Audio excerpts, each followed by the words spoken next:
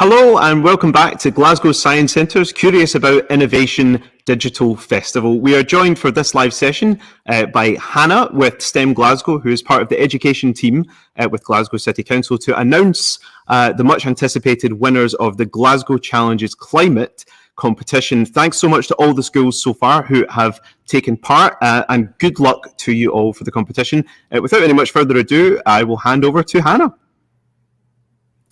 Hello everybody and a warm welcome to the closing celebration for the Glasgow Challenges Climate competition, and thank you Ross for the introduction. Before we start, just a couple of wee things. If you are watching live and would like to tweet along, then please use the hashtag #CuriousAboutInnovation and the hashtag #OurDearGreenPlace, and we'll be able to see all of the activity that's happening on Twitter. So firstly, a wee bit of background into the project. The Glasgow Challenges Climate project is a 10-week IDL, so that's interdisciplinary learning project, that challenged pupils across the city to come up with solutions to problems caused by climate change. Pupils had three projects to choose from. Those projects were Up the Close, which looked at making the famous Glasgow tenements more sustainable. We had Stop Being Stationary, which looked at adapting Glasgow Central Station to reduce the air pollution and carbon footprint in the area. And also Our Dear Green Place, which looked at flooding at Glasgow Green. So it was really well received, the project, and we actually had 23 entries from across the city. The pupils were asked to either produce a video, a 3-minute video about their solution, a report, or a PowerPoint presentation. Pupils were also asked if they could complete and create a summarising image of the project, and all the summarising images from every project entered will be hosted on the Curious About Innovation website from the Glasgow Science Centre. So schools, parents, guardians and carers can go in and actually have a look at those summarising images later, along with the school name that entered them. So like I said, we had 23 entries from across the city, and there was some fantastic work submitted. And actually what was really nice to see was quite a lot of schools actually did the project, both in school and while remote learning. So a lot of pupils had to work together when they weren't always in the same building, but some fantastic work was produced. But as Ross said at the beginning, we have 3 overall winners for the project, and there are 3 awards to be given out this afternoon. So the 3 awards that will be given out this afternoon are the Most Sustainable Project, we have Most Innovative Project, and we have Best Overall Project. And we spent a fair bit of time judging this earlier on in the week. It was quite close for quite a few of our entries, but we feel that the 3 that had been chosen were really able to come up with viable solutions to the challenge that they were set. So the way that this is going to work is we're going to announce the winner of one of the projects, and then everybody watching will be able to see their entry, their video that they produced and sent in. So not to leave you waiting any longer, we're going to announce the winner for Most Sustainable Project, and the winner of Most Sustainable Project this year was from Hillhead Primary, and it was the Tenement Solvers who completed the Up the Close. So well done to you, and let's have a wee look at your project now.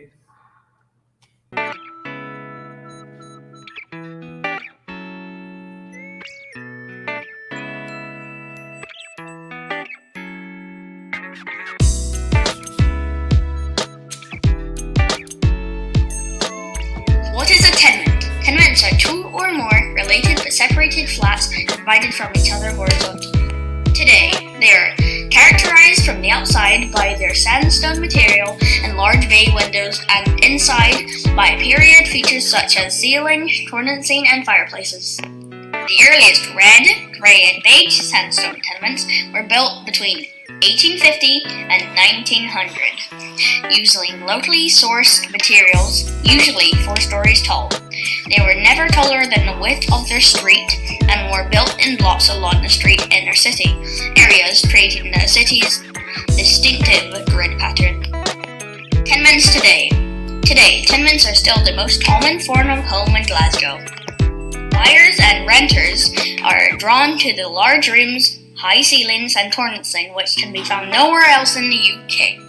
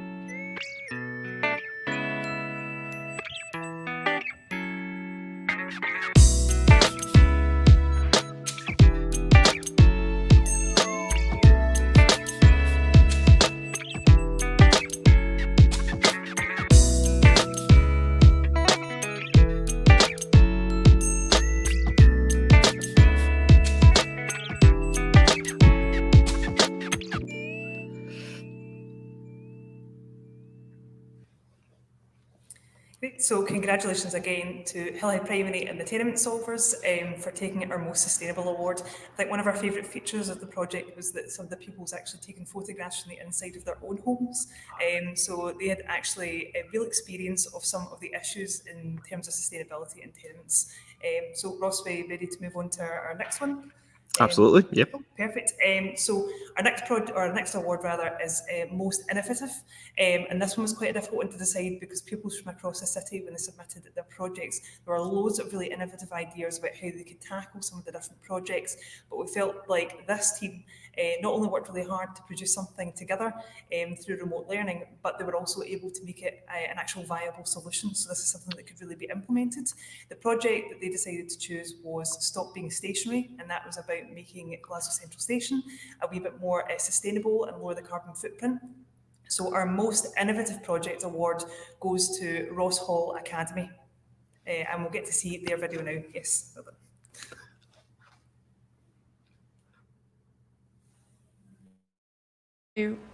Glasgow Central Station was built in 1879 in the centre of Glasgow. This beautiful structure is basically a landmark and draws footfall of 38 million people a year.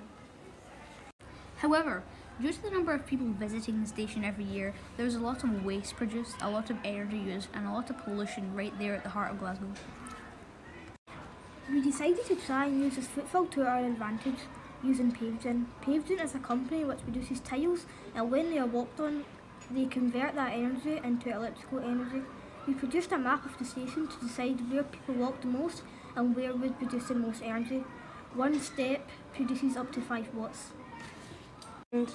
We also thought that installing bikes that produce electricity could motivate people to get fit and care for the planet.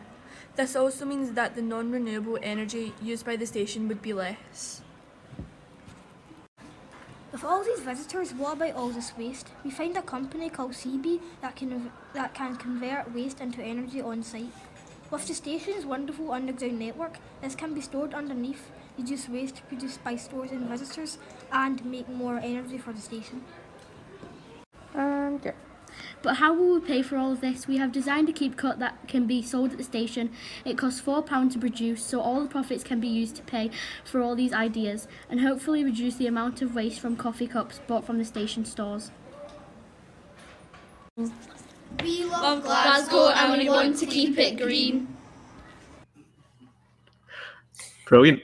Very good there. So yeah, congratulations again to Ross Hall Academy. The reason they were chosen as the most innovative award is obviously because of the underground watt tiles, but also that they were able to come up with the most solutions that could be implemented quite quickly across the station. Everything from the bins to the keep cups, which we particularly liked because they factored in how much it would actually cost to make these changes to what is a listed building. So well done again to Ross Hall Academy for winning the most innovative award for this year's Glasgow Challenges Climate. So finally, we have our best overall project. Our best overall project, and this was actually quite a close one because we had lots of different ideas, and because this wasn't actually going to specific sustainability or innovation, we had to look at every aspect of the award to decide, or the project, who was actually going to be granted this. But this school, we felt, worked best as a group, came up with the most solutions overall, and also we felt this would have the biggest impact on the city in terms of lowering the carbon footprint and also tackling climate change for the next generation. So our best overall project for Glasgow Challenges Climate 2021 goes to St Roch's Primary. So well done to St Roch's Primary, and they produced a fantastic video sharing their learning journey, which we'll be able to watch now.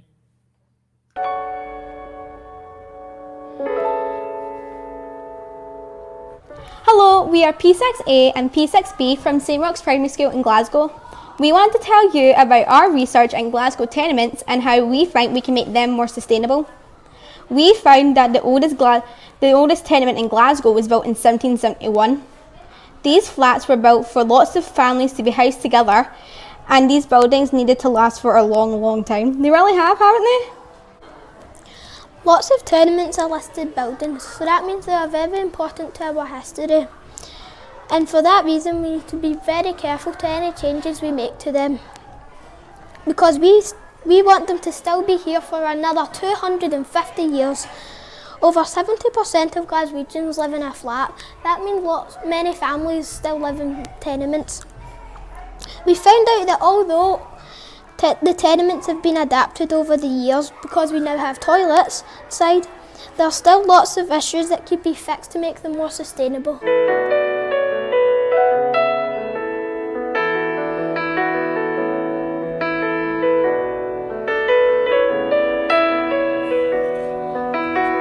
Next, we looked at the global goals which aim to end poverty, protect the planet and ensure prosperity for everyone by 2030.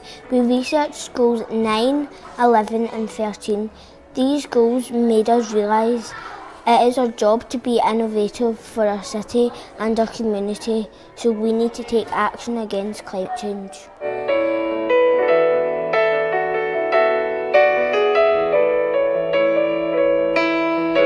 Issues after discussing tenements and what is affecting climate change, we found 4 issues that we thought we needed to be fixed so that tenements could be more sustainable. Number 1, lots of tenements are heated using non-renewable energy and that will soon run out. Number 2, the change in our climate is causing unusual weather in Scotland, such as fierce storms which are affecting our buildings. The last 2 issues are: number 3, we are concerned about the amount of cars that are parked in small streets for so many families, especially when we reach our goal of being all electric. How will we charge them all? Number 4, the bin area is too small for all the families to recycle. 4 bins per family would be 32 bins in the back court, which is far too small for all those bins.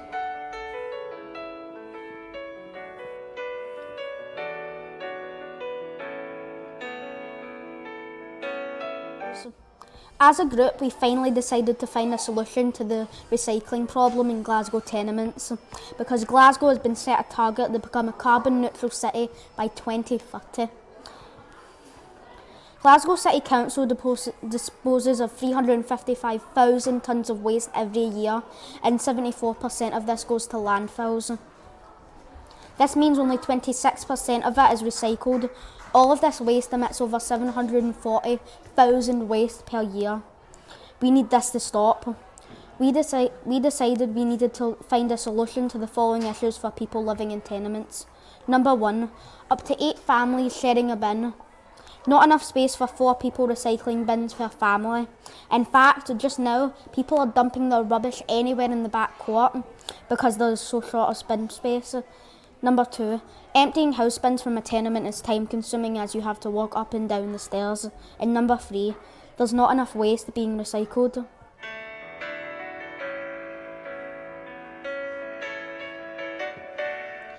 This is the solution we have designed. Our solution is to the recycling problem in the tenement is to build a chute sorting and compacting system. Our system will be directly attached to the tenement buildings, disposing of waste into bins in the back court. The rest of our solution is number 3. We will use recyclable plastic from the chute and mechanisms will be powered by solar energy. Our solution will be sustainable and eco-friendly because the plastic we use will have been recycled from other waste and energy sources is renewable. Our solution is dual purpose because not only will it help recycling, but it will also provide heating energy for each flat in the building.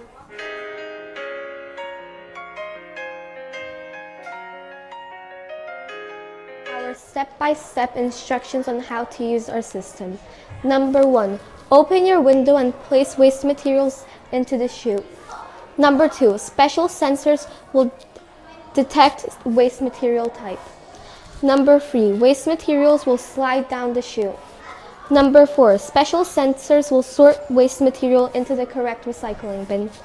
Number 5, waste materials will drop into the correct bin.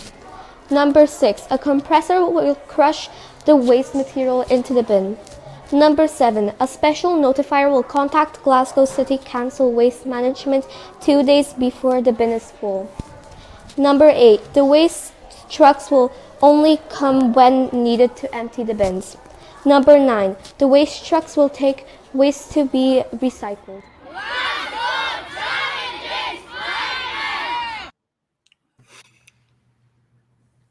So congratulations again to St Roch's Primary for winning Best Overall Project of Glasgow Challenges Climate 2021. I think one of the aspects that we really liked about that project was, as well as obviously dealing with the rubbish recycling issue in tenements, which is a major issue across the city, is that actually they were using the energy from the chute to actually produce something that can be powered or put back into the tenements to produce electricity. And they also dealt with some external factors, including parked cars and so on. So well done again to St Roch's Primary. Our 3 winning projects will be able to be viewed both here on the Curious About Innovation website, but we are also going to be putting them on the EDIS YouTube channel, so you can watch them there as well.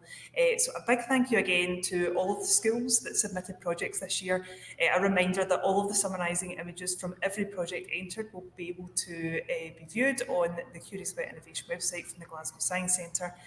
And a wee reminder again of our 3 winning projects, which are most sustainable, which went to the Hillhead Primary Tenement Solvers. Most innovative project went to Ross Hall Academy, and our best overall project went to St Roch's Primary. So well done again to all of our entries, and we look forward to hopefully seeing you all enter again next year.